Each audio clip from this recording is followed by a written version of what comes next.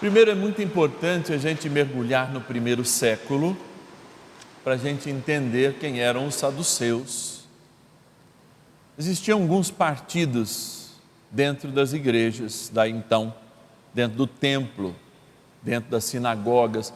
As sinagogas bem que não eram só um lugar de reza, não, eram também como se fossem pequenas câmaras municipais, o lugar da reunião, para o culto sim, nos Shabá, ouvir a palavra, mas o sacrifício era só feito no templo em Jerusalém.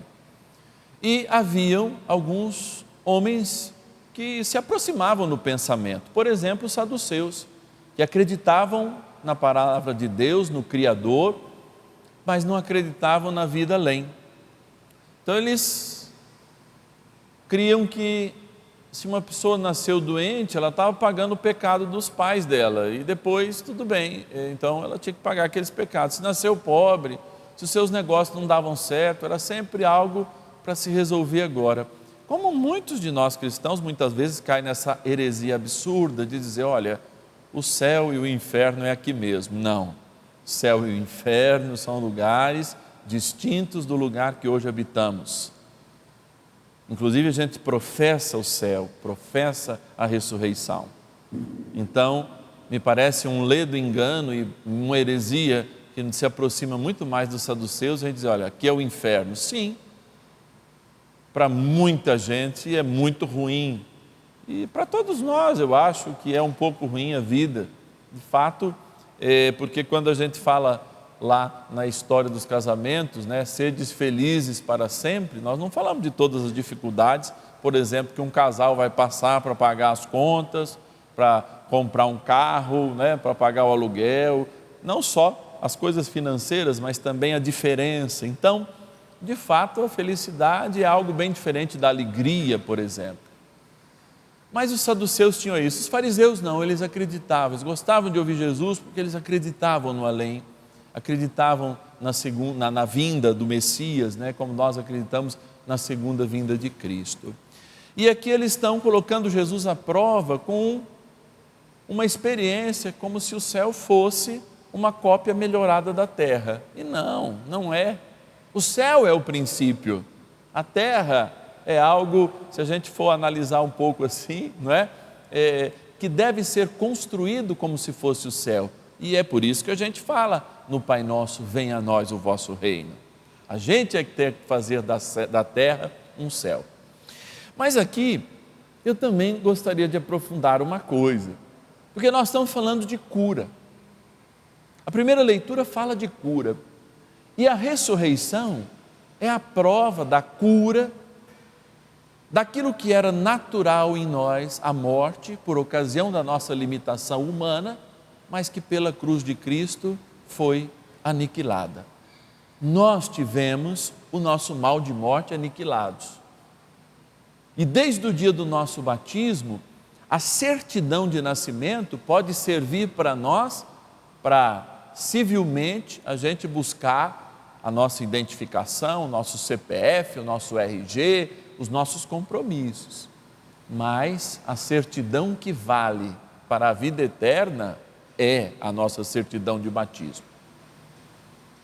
E é interessante que todo mundo crê no amanhã, mas nem todo mundo pauta o hoje a partir do amanhã. Tem gente que pode dizer assim, olha, eu não tenho fé no amanhã. E aí eu pergunto para essas pessoas, você que diz não ter fé no amanhã, marcou no seu relógio o horário que você tem que acordar amanhã? Porque eu já tenho marcado. Amanhã tenho missa de Corpus Christi na minha paróquia, lá na Senhor Bom Jesus das Paineiras, às 8 horas.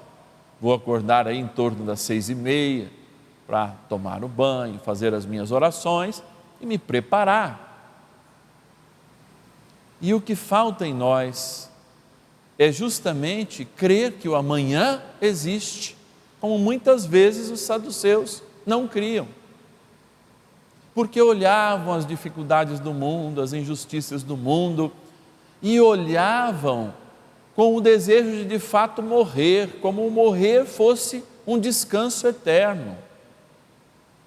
Aqui estão a figura de dois grandes personagens bíblicos, Tobias e Sara, que de fato sofriam injúrias e diante de Deus diziam: eu prefiro a morte a ficar escutando as humilhações. E vem o anjo Rafael e os cura. Mas, amados, quem nos curou não foi Rafael, foi Jesus. E não nos curou apenas de um câncer, não nos curou apenas de uma doença, que Ele pode continuar a curar, porque Ele é o mesmo ontem, hoje e sempre.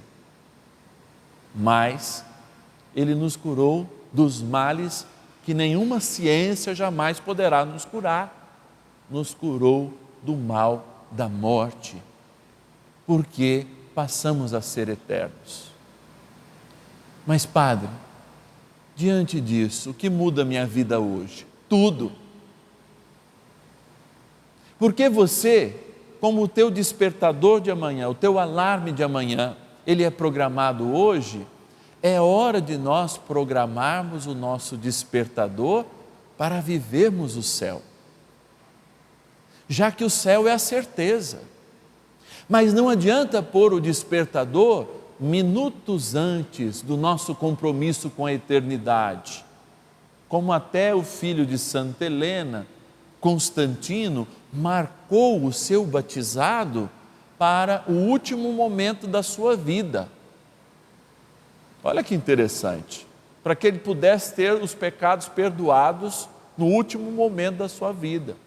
Por sorte, era regrado de uma porção de padres lá, porque era imperador do Império Romano, não é? Já instalado em Constantinopla, né? O bizantino. Mas nós não podemos deixar para a última hora esse processo que vai nos fazer viver um compromisso do amanhã. Então eu pergunto para vocês, que hora que vocês colocaram o despertador para começarem a ser santos? Que hora você colocou o teu despertador para ter certeza que você não vai perder a hora do céu na tua vida? E aí eu faço uma outra pergunta: você sabe a hora que o Senhor vai te chamar para experimentar a glória da morte? A vírgula da vida? Não. Então, como a gente não sabe, o que a gente tem que fazer? Colocar esse despertador para agora e adiantar cada vez mais essa hora, porque como não sabemos a hora, temos que estar constantemente preparados. E é isso que a palavra de Deus nos fala de hoje. Ela, em vista da cura e da maior cura que nós temos, que é a cura da morte, ela diz: vocês estão preparados já para assumir essa cura? Porque estar preparado hoje é, como diz São Paulo, é ter fé para antever aquilo que ainda não aconteceu, mas nos preparando desde já.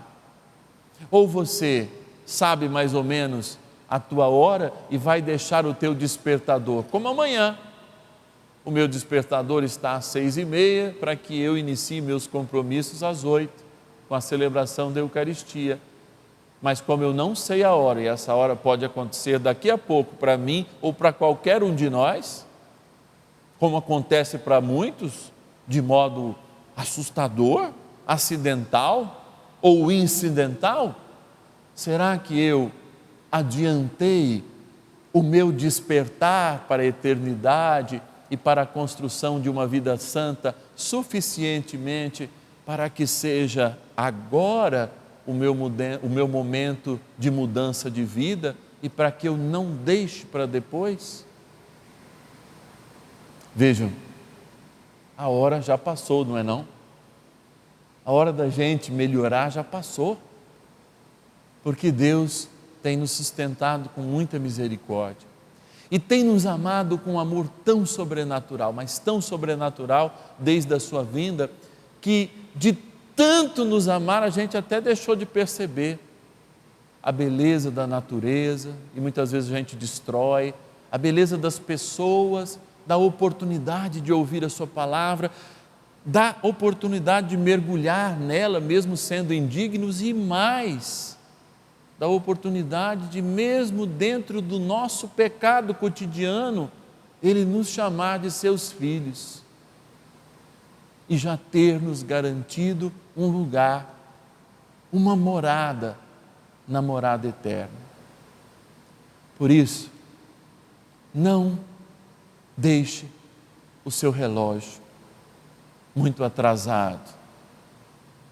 Desperta agora para o amor de Deus. É agora que Ele quer te curar. É agora que Ele quer aliviar o peso da sua vida. Nós não estamos te chamando a ter mais um peso, não, porque muitas vezes a escravidão que a gente vive do pecado, a escravidão que a gente vive do nosso egoísmo, de olhar só para os nossos umbigos, nos impedem de ver o futuro, nos impede de olhar o horizonte.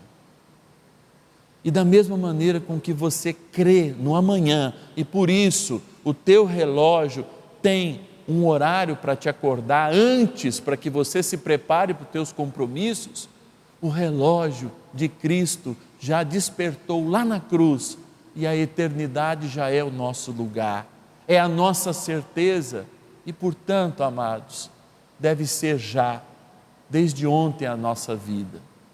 Por isso hoje e amanhã, e assim consequentemente, deve ser o primeiro dia do resto das nossas vidas, porque cada vez mais perto de Deus nós estamos, para contemplar o seu amor, e Ele fala em nós, e Ele fala por nós, e Ele nos dá bronca, mas Ele também nos afaga com o seu amor.